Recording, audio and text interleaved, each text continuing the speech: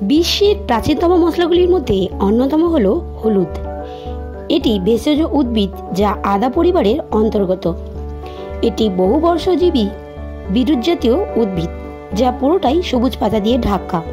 মাটির নিচের কাণ্ডের একটি অংশ হলুদ রঙের কন্দ বা রাইজোম, যা হলুদ থেকে কমলা রঙের হয়।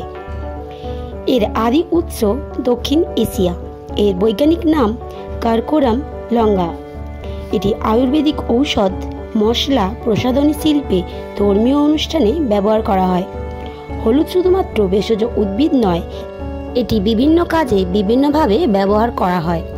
এতে কারকিউমিন থাকার কারণে এটি শরীরের প্রদাহ কমাতে, রোগ প্রতিরোধ ক্ষমতা বাড়াতে, হজমে, ত্বকে উন্নতি, মস্তিষ্কের কার্যকারিতা বৃদ্ধি, ক্যান্সার প্রতিরোধ। এটি জীবাণুনাশক, ব্যাকটেরিয়া, ভাইরাস, ছত্রাক মেরে ফেলে, আমাদের সুস্থ রাখতে সাহায্য করে। ঔষধ আর বিভিন্ন খাবারের রং আনার জন্য হলুদ ব্যবহার করা হয়।